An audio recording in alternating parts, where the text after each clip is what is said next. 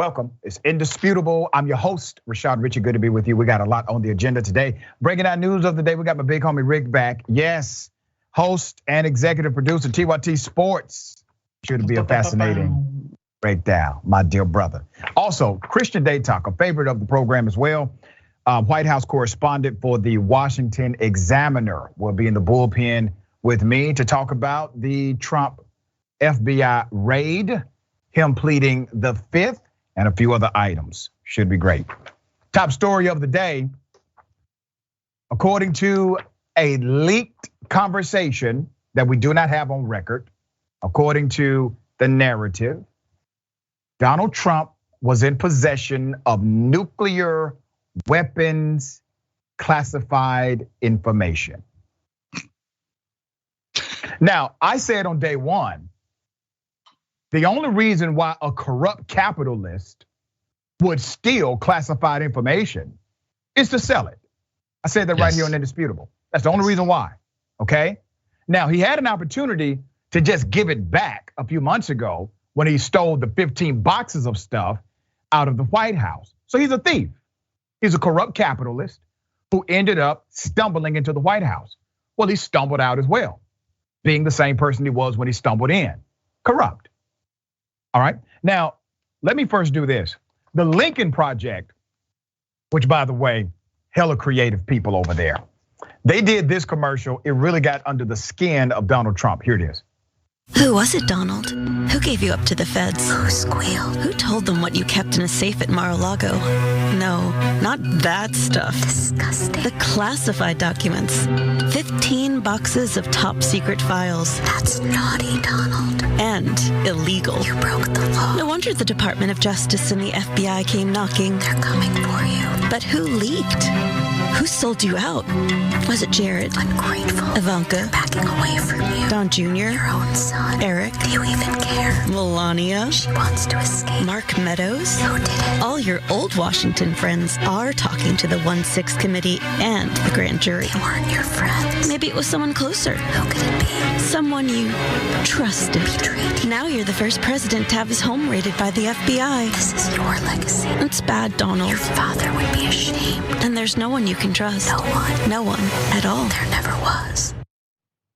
Woo! Why won't Democrats do ish like that? That's coming from a Republican outfit. Yeah. Amazing. All right, I got more. Classified documents relating to nuclear weapons are among the items the FBI agents sought in a search of former President Donald Trump's Florida residence on Monday, according to people familiar with the investigation. So they spoke under anonymity. They did not want to be revealed. The information did come out. Experts in classified information said the unusual search underscores deep concerns among government officials about the types of information they thought could be located at Trump's house and potentially in danger of falling into the wrong hands. Now, let me be very clear.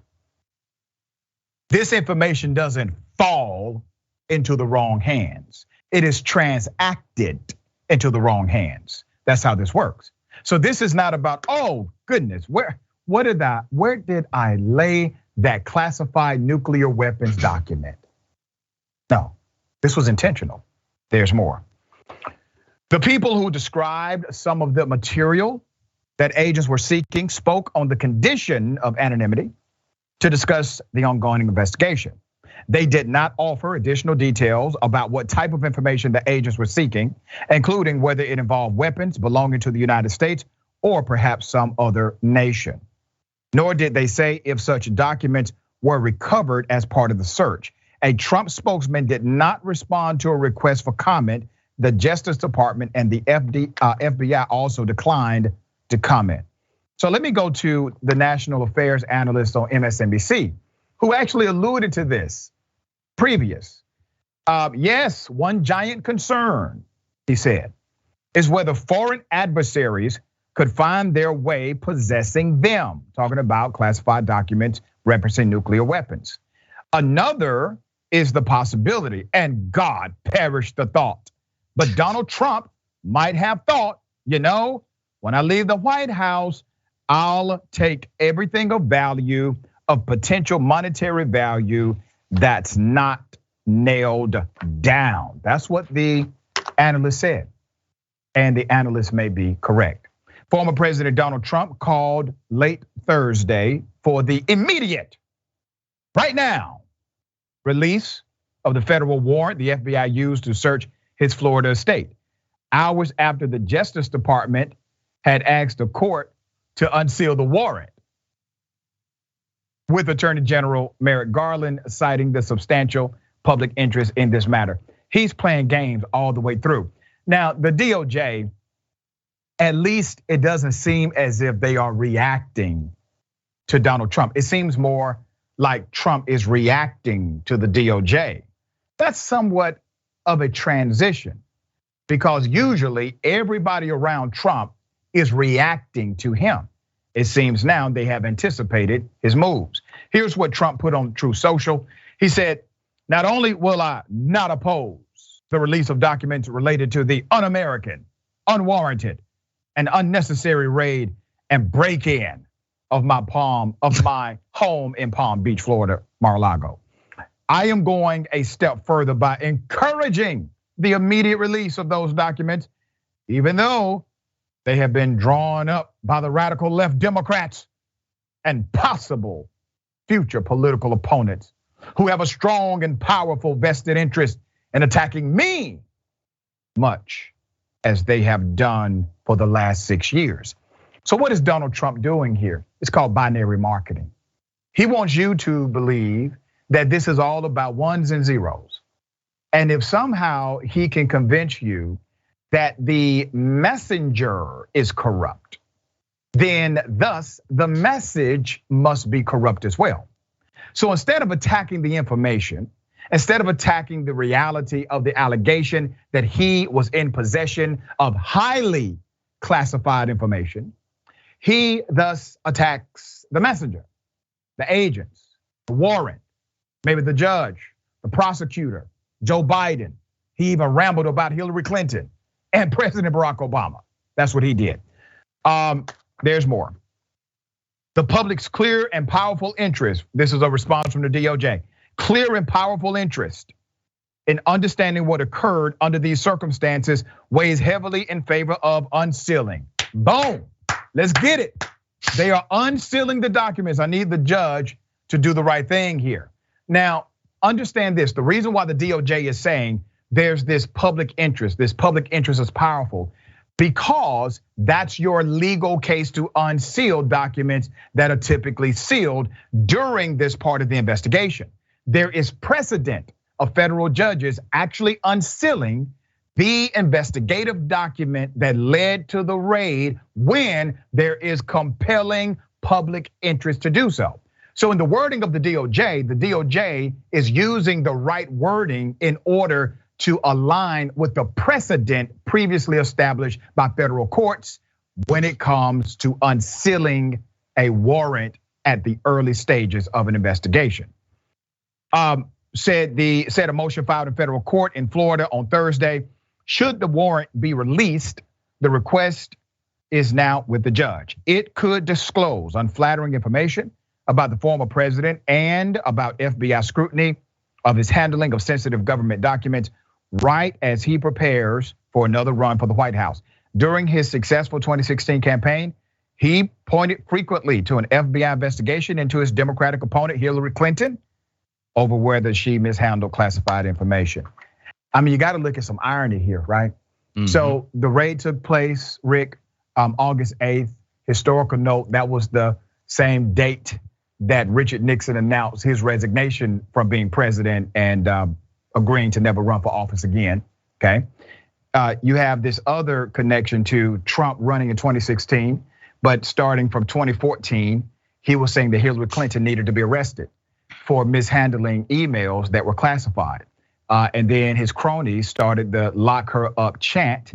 And he said that when he became president, that he would have her arrested. That never happened. So Rick, what are your thoughts here? Lot. The first is to go back to the Hillary Clinton thing. Wasn't it Trump who concocted a law that said if you do this very offense, you're gonna serve roughly 5 years in prison? So his own law is what might be held up against him, which is like beyond juicy. The second is he put Chris Wray in charge of the FBI, a Trump appointee, and he handed down this search warrant. The third is this use of the word raid is incorrect. They searched it.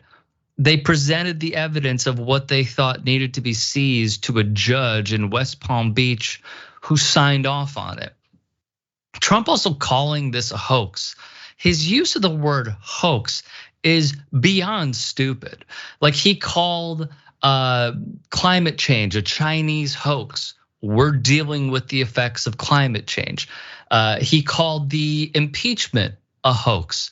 It was no hoax. He called the Mueller investigation a hoax. It was no hoax. He called the coronavirus a hoax. Oh, what are we at? Like 6 or 7 million people have died now. I believe over 6 million people worldwide have died because of COVID. So his use of the word hoax really doesn't help him if anyone were to look into the history. Very quickly, just a few other points. The first is I'm in the process of reading this book called Commander-in-Chief, which was written by Rick Riley. Many people will know him as a sports journalist. Basically, Trump showing off whatever he took from the White House to whoever he pleases. Could be a butler, could be a state representative, what have you, could be a donor. Him showing off these things is such a Trump thing to do. Like he will inflate the truth, he will deceive whoever he needs to. There's a story that Rick Riley wrote about how there was someone from the Golf Channel who was following Trump around when they did a documentary, or rather a series on him. And he's like, hey, this is my friend Richard, he's with 60 Minutes. And the guy's like, why are you saying 60 Minutes? I'm just a producer. And he's like, sounds better.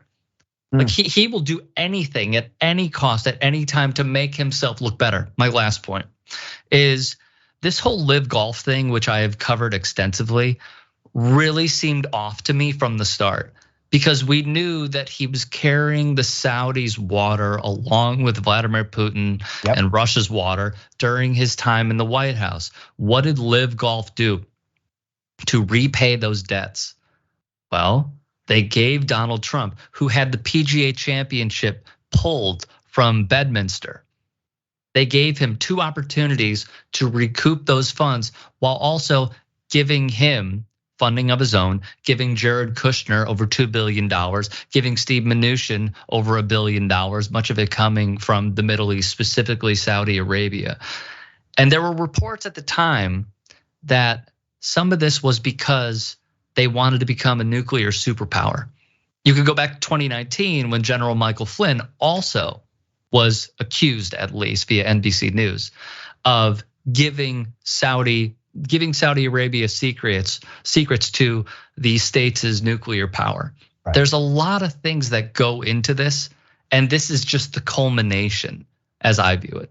Yeah, we're at the tip here of the iceberg. And Republicans are already being warned, stop defending Trump because what's coming next cannot be defended. All right.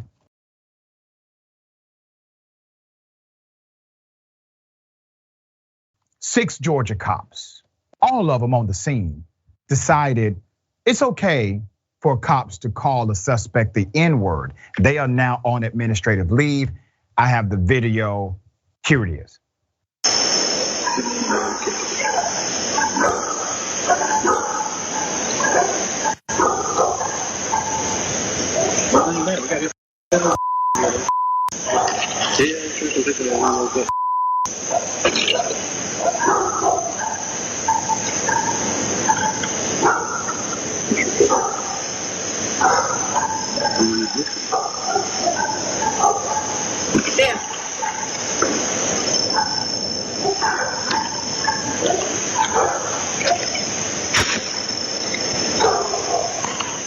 So what you just saw were criminals.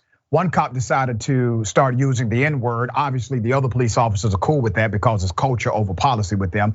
And then the second officer that you saw on the camera, he literally ripped off the video recorder from the side of the home, ripped it off, thought that was the only recording device, and threw it in the bushes. Not only is he criminal, he's dumb, because just doing that does not stop the damn video that's already been recorded.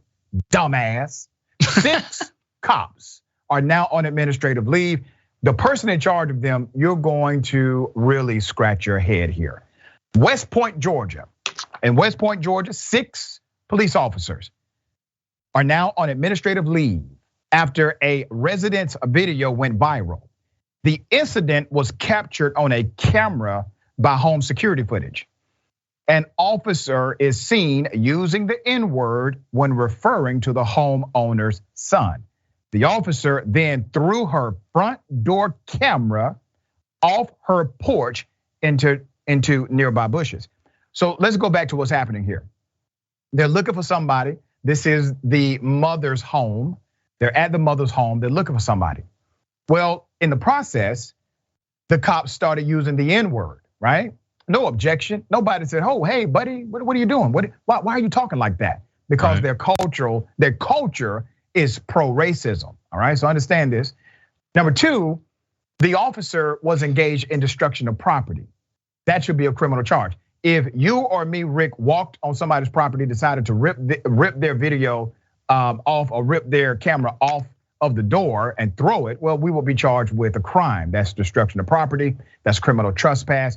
In addition to that, why did the cop do it? The why is important. He did it because he thought the N-word was captured on the video. He knew his cops were being racist. So what did he do? He tried to cover it up. Once again, that's another crime. That's called obstruction of justice. I will classify this as felony obstruction of justice.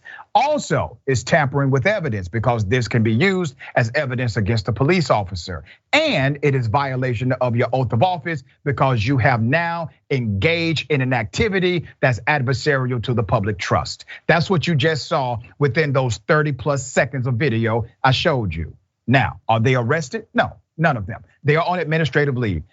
It's Ms. Madden's understanding, this is what the attorney said. It's Ms. Madden's understanding that the police were looking for her son. When she learned of that, she turned him into the police department or the sheriff's office, said attorney Wendell Major, who represents the family. Major said he's waiting to see how the situation is handled. I do have the cops' names, so let me give them to you directly. Donald Bramblett, Dylan Harmon, Zachary Habor, Sergeant William Osteen, and Detective Elizabeth Waganke are still on administrative leave over the incident. The GBI, Georgia Bureau of Investigation, they are looking into the case. Let me say something about the GBI and how they operate in Georgia. They are not actually a prosecutorial wing of law enforcement. They are investigative only, which means they will not, do not, and cannot independently indict. What they will do is conduct an investigation and then make the investigation known, the findings known to the local prosecutor. That's typically how it works. Now, the state of Georgia can technically prosecute through the AG's office. May not happen because it's rare, but the GBI will not make a recommendation to prosecute. They never make a recommendation to prosecute. They say on record, we do not make recommendations to prosecute. Let's put up a picture of the chief of police. Well, I be damned. West Point, Georgia Police Chief Donald Britt. Now, let me say this, Chief Britt. I've done enough research to know you are a law enforcement man. You got this job because you've worked many years and you've had some controversy. Not enough for me to say you need to resign yet, but I will be very clear about my next statement. Sir, if you do not do the right thing by these cops, I would declare you to be the problem. You are an African-American male. These cops are obviously racist. This is a liability not only to your professional career, but to the citizens that have entrusted you with supervision of these cops. All right, Rick, thoughts here. All right, so a few as well. The first is we have seen a history, and you could even say this started from when policing came about with the Texas Rangers, of course, that these incidents are becoming more and more paramount because of the recording devices that we have. I mean, I just, going through the last year and a half to 2 years, a few came to mind. Gene Allman, if you remember, the chief of police, I believe that was in the state of Georgia, Hamilton, Georgia, along with the patrolman John Brooks, were caught on body cam using the N-word. Montgomery County Police investigated a white female officer when a batch of officers went and, let's just say, conducted business as usual when 4 black men were getting breakfast outside of a McDonald's. The white female officer used the N-word. Very recently, Rose Valentino in Cincinnati used the N-word on her own body cam. Sergeant Chad Walker in Columbia, South Carolina, when the governor, this was pre-vaccine 2020, the governor's mandate was all bars must close at 11. He used the N-word. 3 Wilmington police officers were fired for using racial remarks. This just keeps happening over and over and over again. But the problem I have is, let's say hypothetically that these officers are fired, right? Which we would like to happen, I would have to think. The cops protect other cops where they'll feel, because as you said, it's within their own practices, that they could then potentially be hired by another police department within the state or even outside of the state. That's and right. The reason I know this is because when Breonna Taylor was killed, one of those officers was let go by the Lexington Police Department because of his own misconduct. You know who that was? Brett Hankison. This stuff happens over and over and over again. So what needs to change? Does there need to be more oversight? Frankly, there was a report in The Intercept not too long ago, maybe a year or 2 ago, about the infiltration of white supremacy in police departments. This is just business as usual for them, because as you saw, and even within another department, when every single Republican voted against trying to riddle out white supremacy in the military, they said no. The same thing is happening within police departments. It's tough to find a solution, but the immediate one is they should not be getting paid administrative leave, and they should not have a badge, and they should not have a gun. Yeah, you have to think about the irony of the fact local citizens, black citizens in particular, are now paying for their own oppression because these cops are clearly racist and adversarial to them. And it's not just a word. When we post segments like this, Rick, people push back. Oh my goodness, it's just a word, people. Oh my goodness, it doesn't mean that they're racist. It's not a word, it's a sentiment. If you believe that black people are that, if you believe black folks are the N-word, that means you're going to treat them that way because it's a sentiment and not simply a word. We're gonna follow this, see exactly what happens in the conclusion.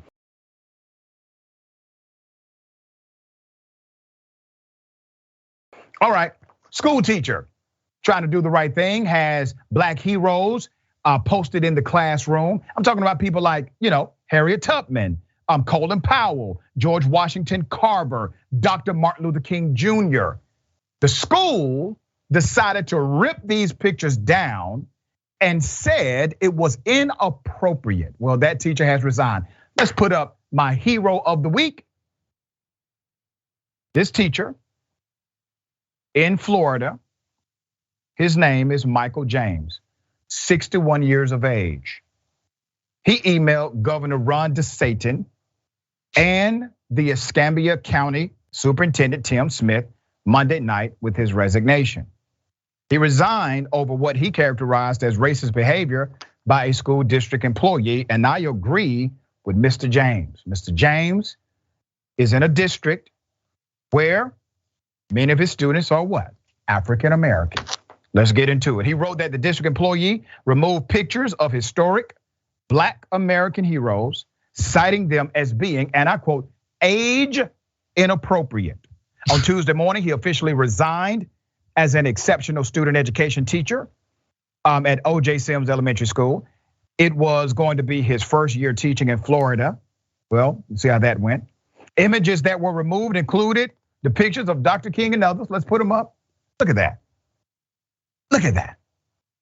According to the school that he was teaching in, these individuals are not heroes. These individuals are controversial. They are not appropriate. Mr. James told the Pensacola News Journal, it really floored me. I've been teaching special education for 15 years, and it just really floored me when she did that. James was employed to teach students ranging from kindergarten to 5th grade. James chose the board's theme because the majority of the students and the residents in the community are Black. And he wanted to motivate his students with inspirational leaders they could easily look up to and see themselves in. That's how you do it. When I was a high school teacher, I did the same thing. There's more. This is how the incident unfolded. On Monday, the behavior analyst and another behavior coach entered his classroom to help him set up the room. This is kind of unusual, but that's okay, James recalled thinking. They came in and we started moving tables around and swapping some out. And I had made the bulletin board a couple of days earlier. So the Black people are already there, all right? Bulletin board was directly behind his desk in front of the class, which is pretty atypical. It contained about 5 to 7 images of Black historical figures, as well as the Pledge of Allegiance. The individual pictures were about the size of a piece of paper with short written passages on them explaining the achievements of each person. Mr. James said, and I quote, I was sitting down in one of the children's chairs, cutting something out, and I turned around and saw her start taking something off the bulletin, Mr. James recalled. When he questioned what the behavioral analyst was doing, she said something along the lines of, it wasn't age appropriate, something like that, James said. Mr. James does not remember the woman mentioning race while taking down the photos, but he did note that she had also seized a picture of former President Barack Obama that he placed near his desk because there wasn't room on the bulletin board. Now, please understand what's happening right here. Please understand what's happening. You have a Black school district. You have a white educator who understands the necessity of students being able to see themselves in the leadership presented in front of them. My mother, the woman who adopted me, is still a school teacher today. She does the exact same thing every single year. I help her decorate that classroom every year. This is not abnormal. This is actually pretty normative, standard. That's why Mr. James said, I was shocked that they were doing this. There's more. She picked it up and said, you don't need to put this up either, James recalled. She said, I can't remember exactly what she said, but she said, the kids are too young or something like that. It floored me. I thought, this is the first Black president. Oh, can I say something else to you, Mr. James? Not only was he the first Black president, he was a president. Mm-hmm. See how that works? He was a president. She has literally told you, you cannot have a picture of a former president of the United States inside of your classroom. There's more. Let's go ahead and expose the superintendent. Put his picture up, okay? Superintendent Tim Smith. Is it rude to say that I predicted it? Not rude, brother, but here's what's interesting. The way he decided to tackle this is interesting. The superintendent Tim Smith said teachers are permitted to decorate their classrooms with educational materials. He was unaware of any policies that would prohibit displaying pictures of inspirational American heroes. Smith said a full investigation of the incident, which he called an anomaly, has been launched. The district has yet to confirm the identity of the district employee. More details should come on why James resigned. I'm gonna get to this superintendent in just a second because his response seems right, but it's not. James said he could not work for a school under the umbrella of a school district that would hire people who would condone such behavior. I hate to say this about everybody in the staff or the leadership there, but something is not right. He said something needs to be changed or fixed. Mr. James, you are teaching in Florida, sir. Okay, you're teaching in Florida. These things happen in Florida to a tune higher than other states based on the reporting we've done recently. Now, let me say this about the superintendent. Put his picture back up.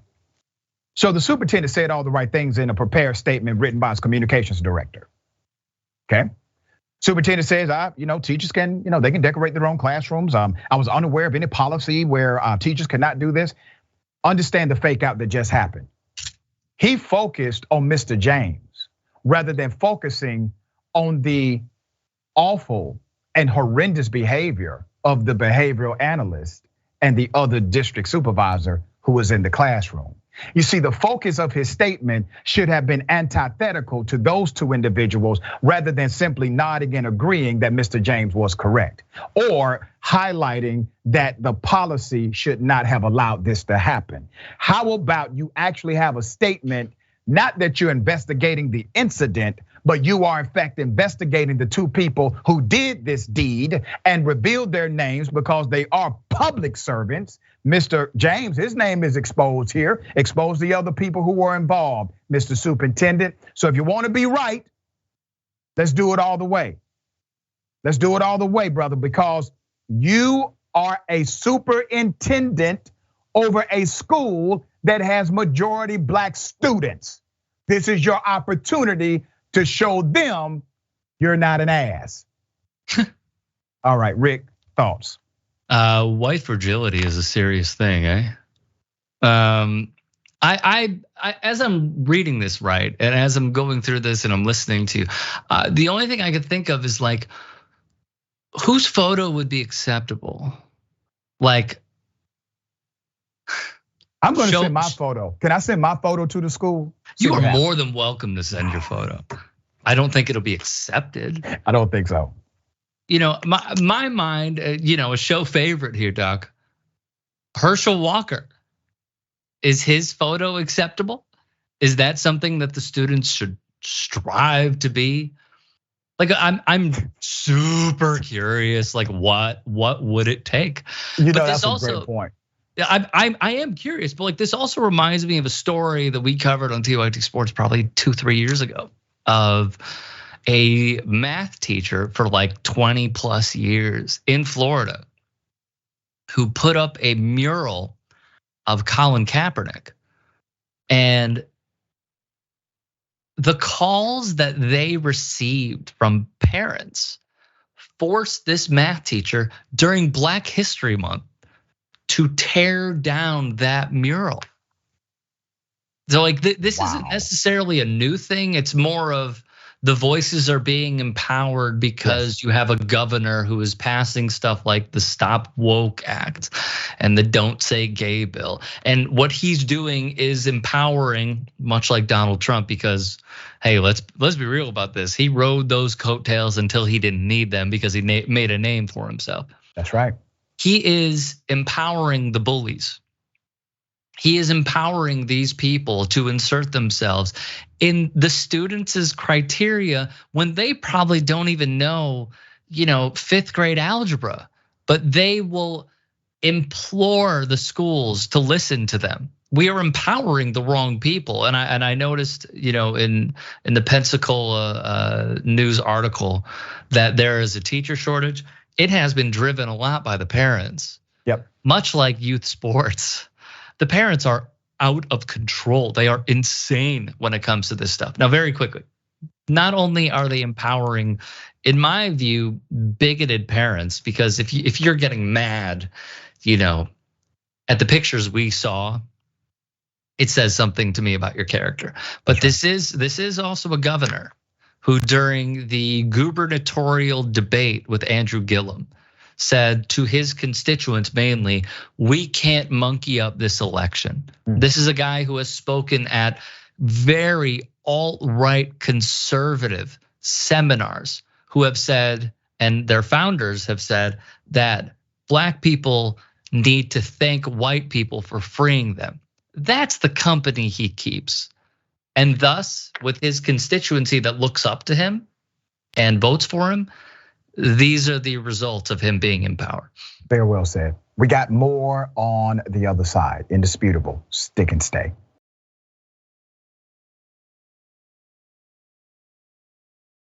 Videotaping for? The cops aren't gonna do.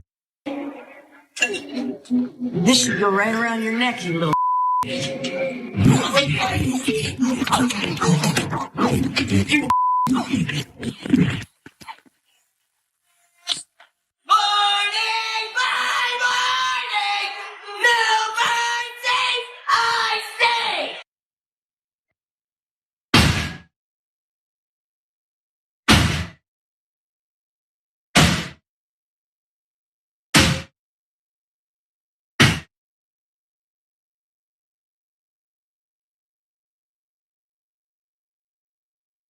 Oh, I shoot a piece of glass at you. Have fun.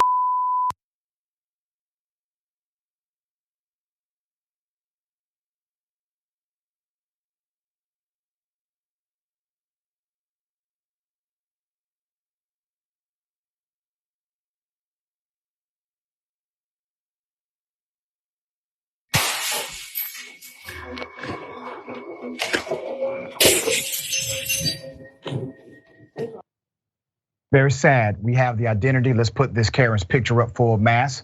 Her name, according to the narrative, is Laureen May Lake, AKA Lucifer, of Long Beach, California. Terrorizes the International City Property Management apartment complex just off of Pacific Coast Highway. According to the individual who shared the video, TikToker Danish, Lake has for 3 months, that Karen has been issuing death threats, yelling racial slurs, drawing swastikas, throwing glass, banging on doors and windows, using a water hose to spray into the apartment, cussing out neighbors, threatening people with a baseball bat, and much more. Now, another dynamic, because I'm sure you're asking, well, what are the police doing? Nothing. They have done nothing according to the property owners. All right, isn't that something? We provide a mirror here on Indisputable. This mirror does a couple of things. It's for reflection, yes, but it's also for an opportunity at correction. So we are hoping that if somebody knows this particular Karen, to intervene quickly, because this kind of behavior can either hurt someone else or she can bring hurt upon herself. Rick, thoughts here? The easiest answer that I think a lot of people will likely internalize as they're watching this video is, well, why don't you just move? And my quick response is, well, why should it be on us? That's right. If we are the ones who are doing everything right. The second part is, recording these antics are so incredibly important because then you have undeniable evidence. My third, and this is just speculation, my third point is she has to have a connection to law enforcement somewhere. Because when you have so many examples, like countless examples of a criminal criminally and then nothing coming about and them not having any sort of punishment, that's when I start to think like, okay, who does she know in what instance that she is continually staying away from really ever being arrested, being charged, what have you? Because how many violations did we see in the span of like 50 seconds? Right. I counted like 5, I'd say. So I'm sorry for the neighbors. I'm sorry for everybody that lives in this complex, and hopefully she is charged because you guys don't deserve this. Yeah, and here's the other part. While the behavior is obviously extreme, remember they started recording after a certain point. So there's plenty of evidence not on record by way of a video recording that took place prior to them documenting the criminality. Okay.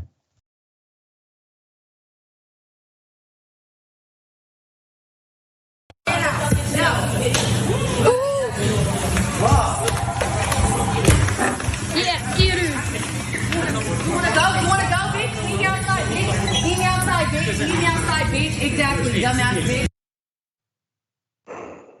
I'm not supposed to laugh. We're on television.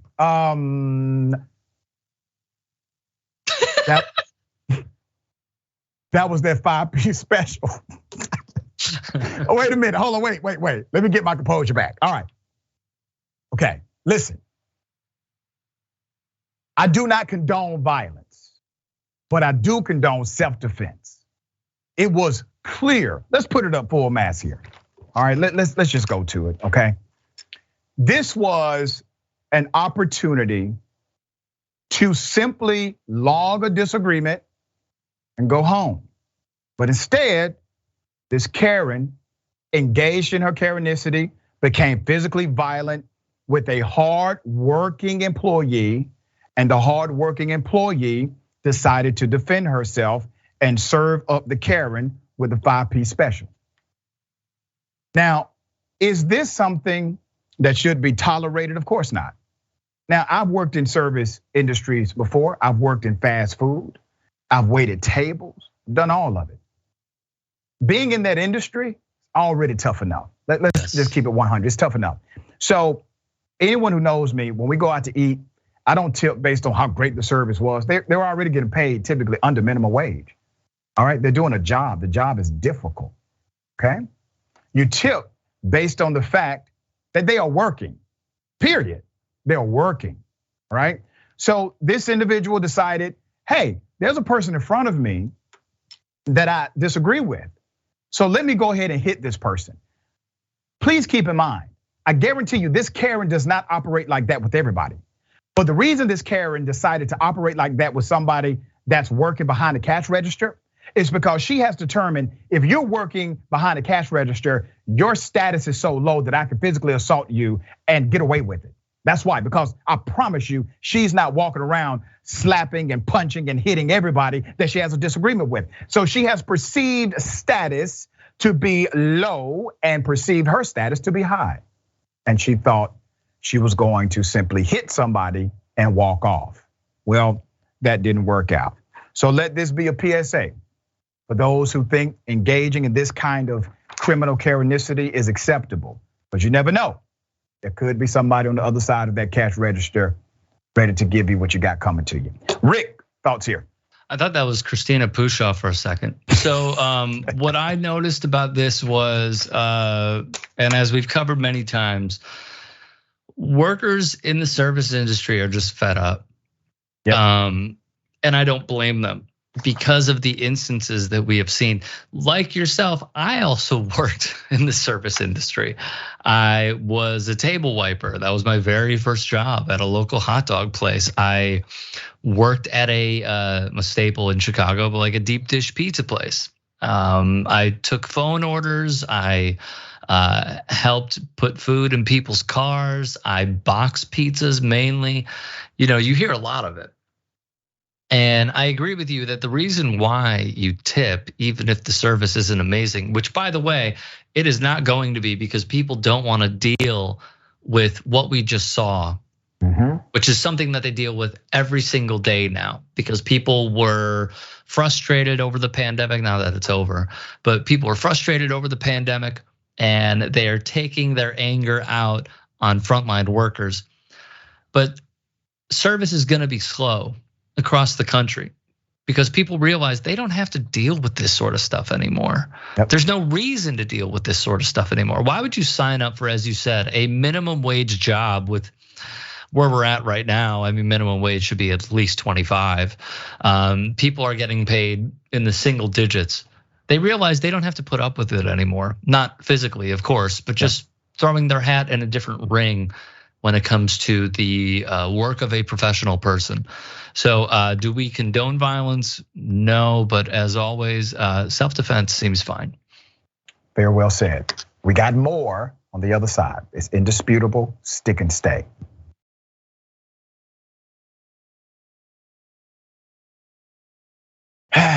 Okay, this is a doozy, ladies and gentlemen. There's a fight. It involves a Spirit airline worker and a woman, and they're in an argument. I'll just let you see it. Here it is. You haven't lost your mind. Don't touch me ever in your life. You touch touched me first, and then you got in my face. Don't ever invade my personal space. Get out of my bag! No, I'm not. I'm here. Here. But I'm here. You're touching me again. Touching me again. You're touching me again. It's all on camera. It surely is. You touched It me. surely, but you in my personal space. You're in my personal space. You're in my personal space. Stay out of my personal space. And here's where things took a turn for the worst.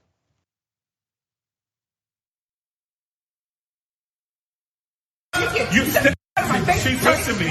She's touching me. And I'm telling you, don't put, she can't put her hands.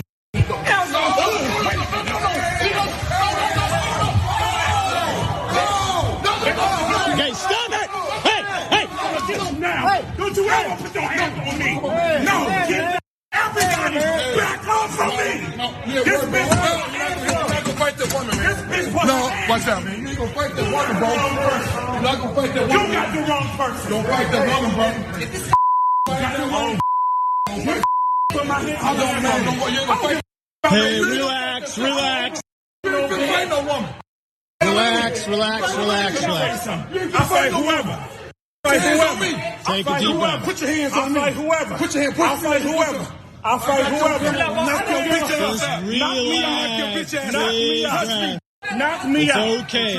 Knock me out. It's okay. You saw what she did. It's all right.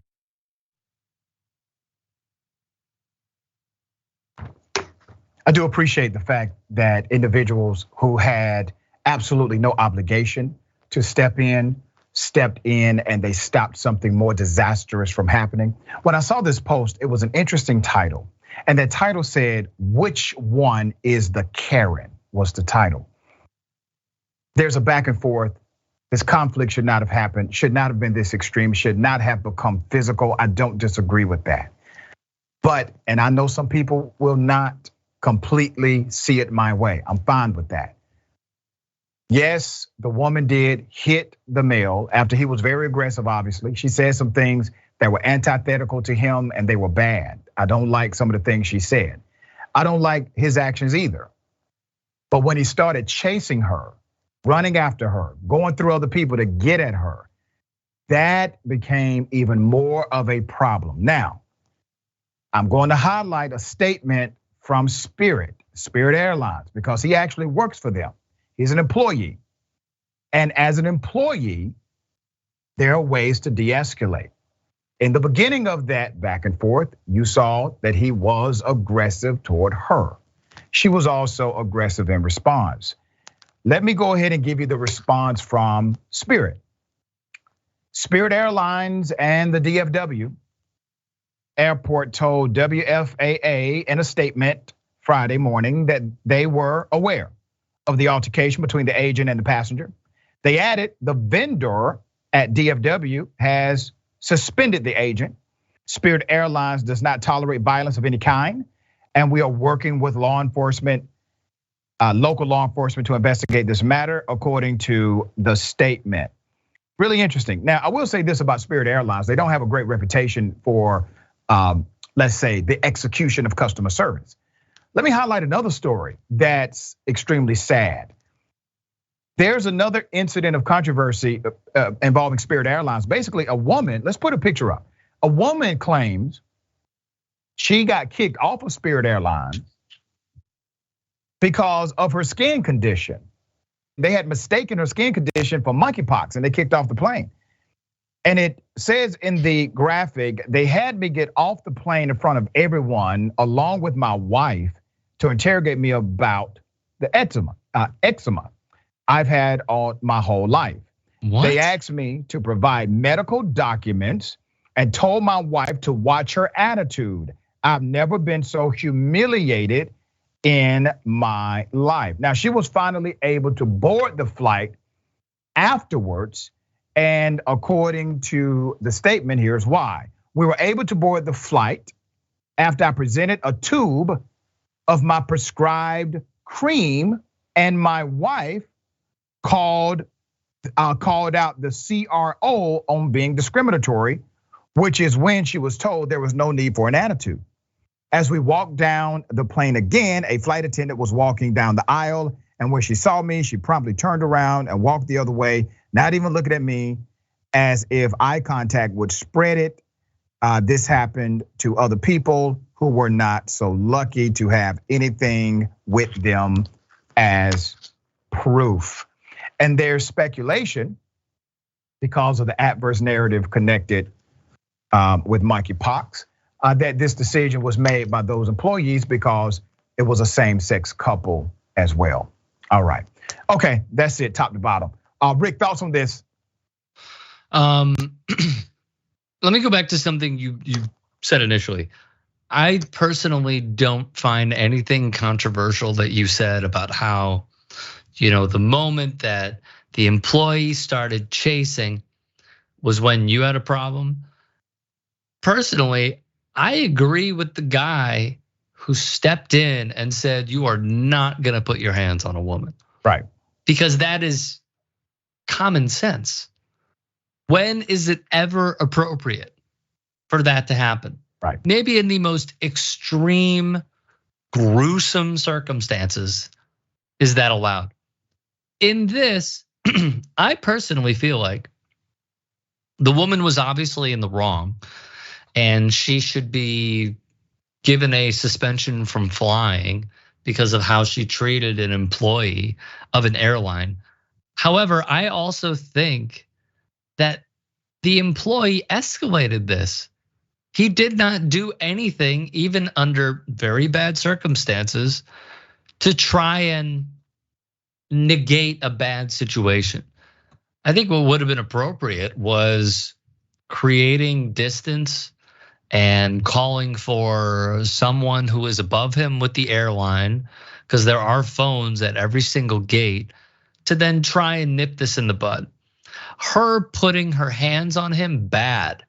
Him attacking her, bad. Everyone in this story is kind of bad. Like there is no positive in the end. I know that the reports are saying that he got suspended. Wouldn't surprise me if he gets fired, but I would also like to see some sort of punishment for her as well. Distance, de-escalation. He's the professional, he's the employee.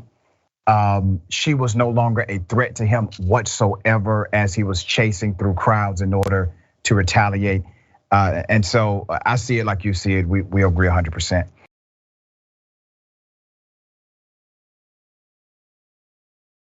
Okay, we said from day one, this woman is a killer. She has finally been arrested. Okay, that's the Instagram and OnlyFans model who claimed to be a victim after she stabbed her African-American boyfriend to death. Clinty, new information has been released that shows the historical violence of this particular murder suspect. Here it is. Okay, they're on the elevator. Obviously, she's upset. She strikes him, continues to physically assault the man she later decided to murder. As you see, he is attempting to defend himself. He is not striking her back. And then he tries to actually restrict her movement. That part is coming up now. Unsuccessful attempts here.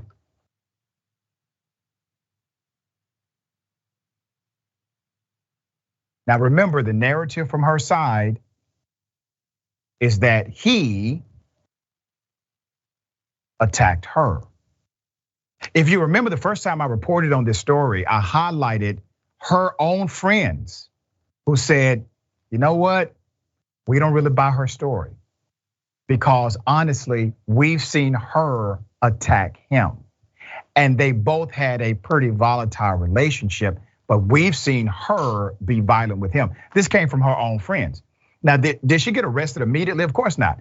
She was detained temporarily, came up with a sob story that was not corroborated, by the way, by the evidence, nor by testimony of her friends. She then goes to a mental hospital because she says she's suicidal. She becomes a victim immediately, pulling a Karen on all the cops. She's released from the mental hospital, and then she goes to a bar, drinks, and celebrates.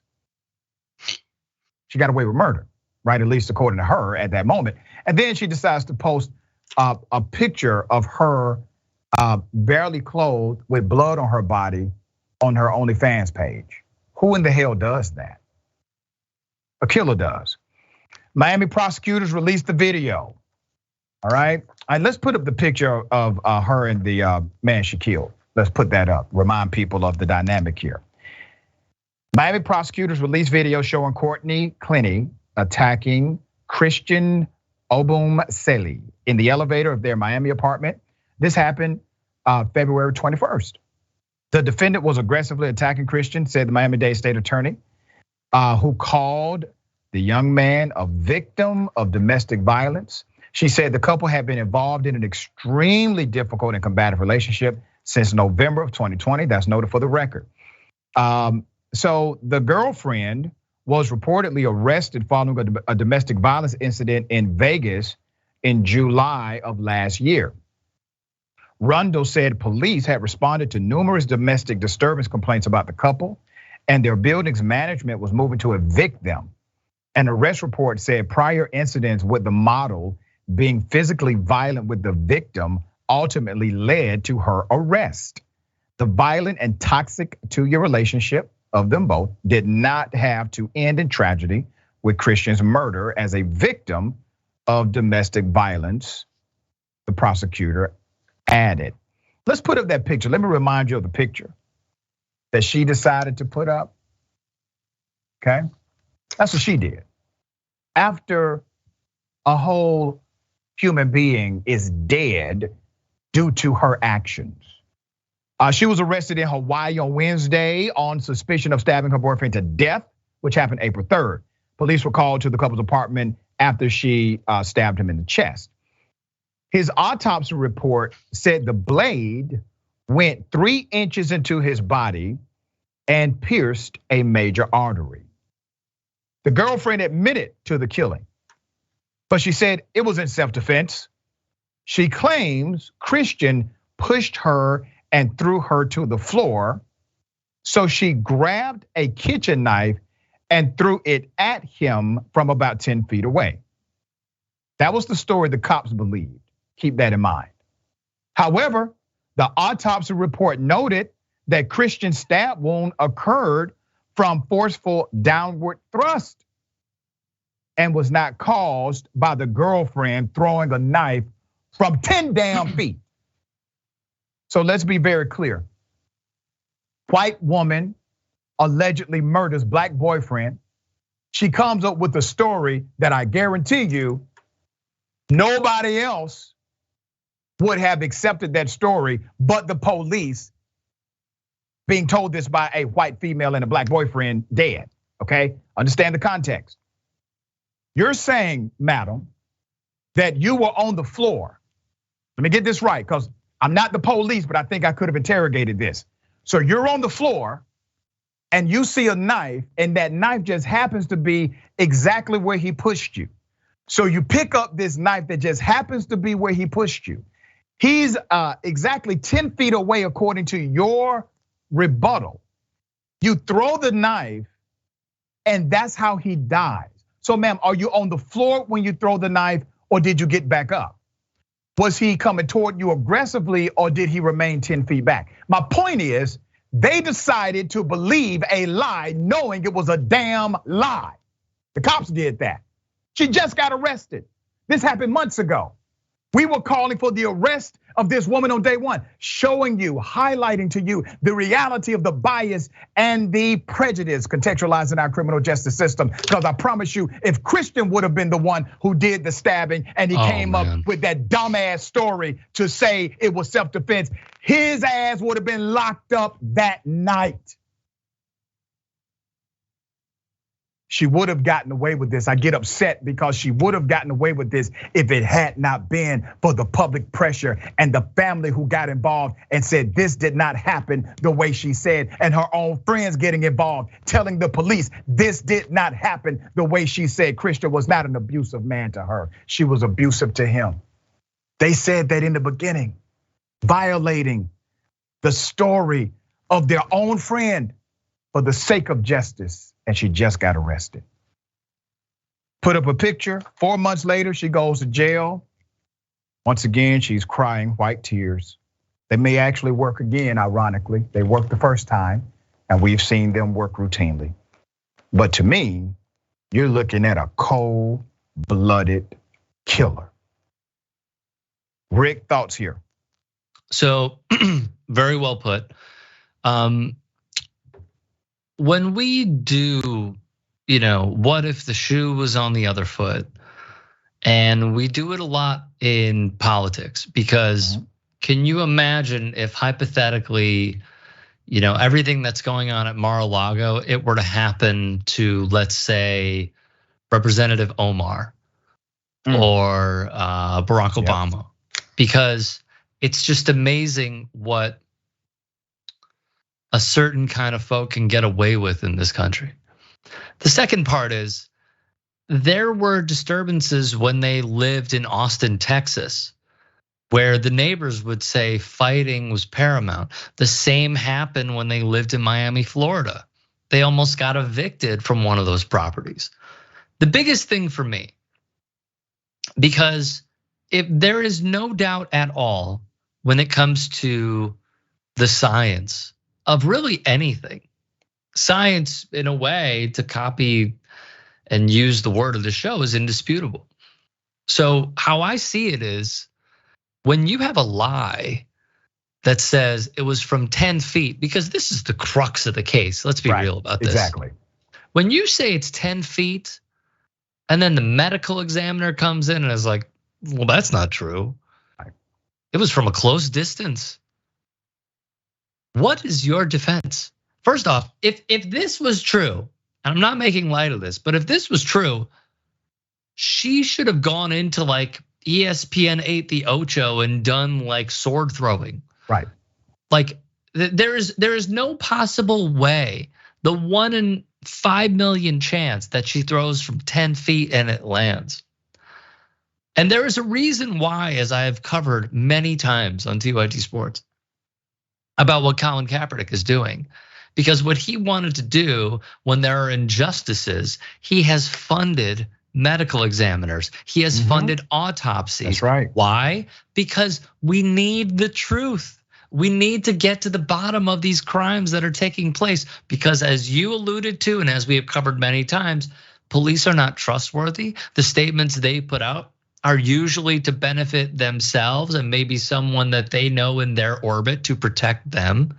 So it's very important that not only do we fund these things, but we also listen to the medical examiners, the coroners, those who do the autopsies, the professionals, because those are the one thing, the only thing really that we can rely on. And thus we are going to see this now play out in court, probably, possibly not in our favor. Very well said.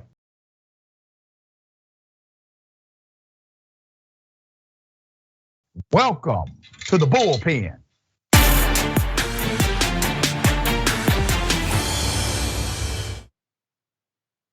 In the bullpen today, we have Mr. Christian Daytok, experienced journalism professional, a wide background of editorial leadership positions, and really one of the best out there. All right, thank you so much, Christian. How are you today, sir? I'm great, Dr. Richey. Excited to be back with you and breaking down all this news relating to the former president today. Man, this is interesting. So let's start with the reality that a former president of the United States has now been raided by the FBI and possibly, based on the narrative, was in custody, had nuclear weapons, classified information related to nuclear weapons. That you don't get bigger than that. You got to think about secrets. Like that's the biggest thing because of the reality. It can actually end entire civilizations. A nuclear weapon can end a civilization. Talk about what this actually means and give us some insight to your investigative or journalism as it relates to this.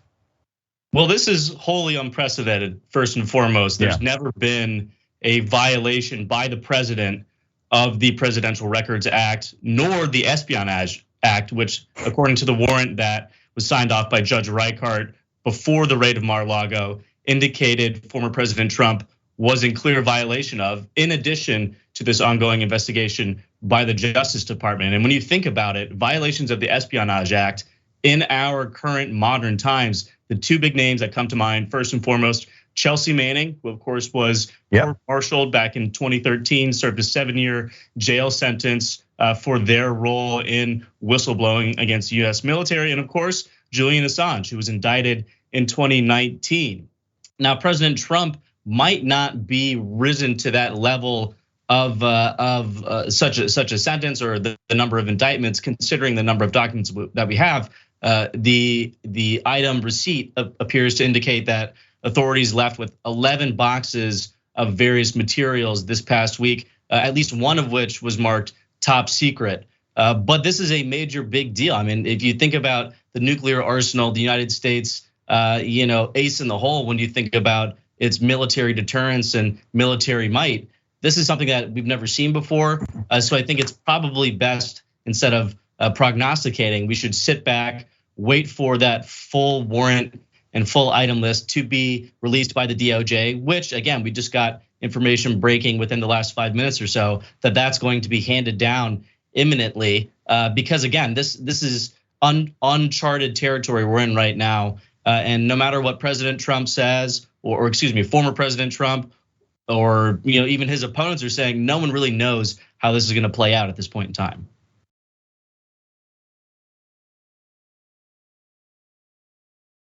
Let's look at the facts. 11 boxes were removed during this particular raid. You already had 15 boxes returned by way of a mandate sent to the former president of the United States. So that's 26 boxes of information, right?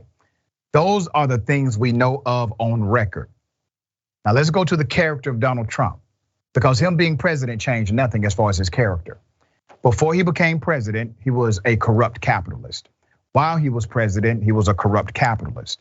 When he exited being president, he was a corrupt capitalist. Today, he's still a corrupt capitalist. Why would, and this is the question I have, and I've posed this on record, why would a corrupt capitalist steal highly consequential, classified information relating to nuclear weapons, period? And if they try to spin later, Christian, that somehow he wanted the American public to know about these things, because that could become an excuse later. The president has full authority to declassify. So if this was such an issue where he believed it needed to be outside of the custodial dynamic of intelligence and classification, he could have declassified the information while being president of the United States.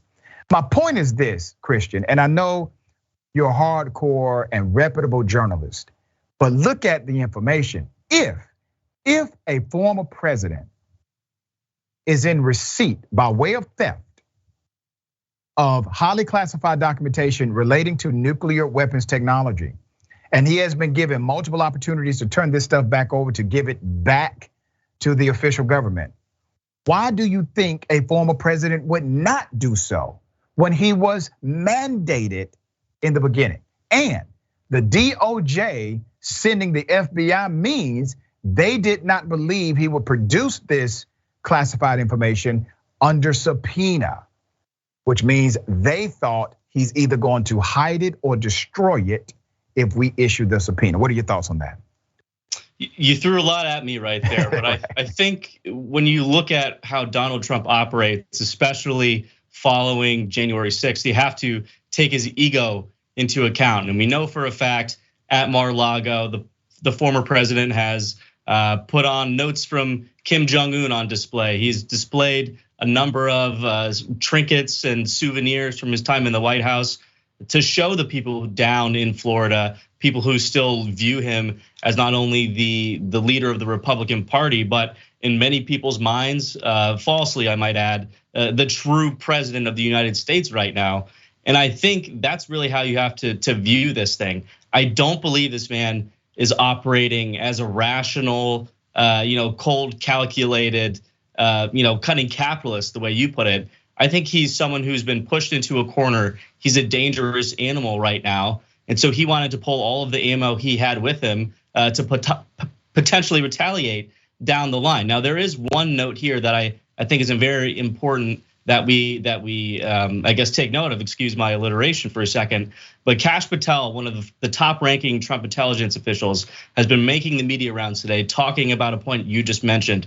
All of these documents were declassified by former President Trump before leaving the White House. Even if that were true, there is a proper protocol that should go through, and that it should be properly disclosed, if not outright published to the public, that these tranches of documents, these sensitive materials and bulletins, whatever they might be, their classification rating has been decreased. It would lead me to believe, from everyone I've talked to, that process was not followed. So now, in violation of the Espionage Act, it might not just be that former President Trump had these documents. It could be that he mishandled them, and that the chain of command, the proper routes for these declassification type processes were violated. There's another point that we need to take part of, but I'll let you kick it back to you right now. I don't want to get too long-winded. No, go ahead. I want you to finish your next point, please. Well, my next point has to do with Trump's own supporters, and this is the part where I think it's especially important for the media to not necessarily dance on his grave and wait to see exactly what is in these documents, because we take a look at what happened Thursday in Cincinnati. A man who we haven't prescribed a motive to via law enforcement attacked, tried to shoot his way into an FBI office, and you have to think the violent rhetoric from former President Trump about the FBI, from a number of sitting Republicans, supporters of the former president, that they've made in the last couple of days. That's going to drive some of these hardcore supporters of former President Trump, some of these people who might have marched on the Capitol on January 6th had they been in Washington, to do something dangerous, to do something reckless. And that's, I think, the last thing we need right now as a country. Yeah, and the people that engage in that activity need to have their asses locked up immediately. So look at Marjorie Taylor Greene. Within 48 hours, she has declared herself, after that raid, she declared herself enemy of the state. She now has a new clothing line, defund the FBI and a bunch of other things. So she's making money off of this. And I will say this, Christian, about the new kind of national public television defense of Donald Trump. They're lying. And let me tell you why they're lying. When this raid first went down, that was not the defense. Donald Trump did not say, I declassified all this stuff. Let me tell you how it happened. That was not the defense from the attorneys. As a matter of fact, they were no comment for a while. Now, days later, when they have been able to huddle and figure out their spin or cover story, all of a sudden, there's a new narrative, a new defense that was not initially proposed. Why, Christian? Because they're lying. That's why. And maybe this was their default setting, thinking, all right, at some point, we're going to maybe have to explain this, and this is the way we will do it. I'm not 100% sure on that. But I'm gonna let you get the final words on this one. As it stands now, do you see it the way I see it? The FBI, the Department of Justice, they have really, in a very practical way, staked their reputation on the credibility of this particular raid and the investigation against President Trump. How do you see that? I think you're absolutely right. When you look at former President Trump's political history, it's really one of, and I hate using this words, but it's almost an underdog story if you look at it through the media's lens. There's been so many scandals, so many times he's been quote unquote dead to right. They've got him now, his back is up against the wall, and he's continually managed to survive these scandals. If he finds a way out of this one, I can't imagine that any other movement, any other investigations into him by the current administration will be looked at as plausible, as rational, and as non-political moving forward. So it's imperative that the FBI get this one correct, or if not, we're entering, again, uncharted territory. Very well said. Christian, always a pleasure. We're out of time. Thank you for coming on the show. Tell people how they can follow you and check out your great work. You can follow me on Twitter and Instagram at Talk Radio, TOC Radio, Dr. Richey. It's always a pleasure being back with you. Thank you so much. Remember, the truth is always indisputable.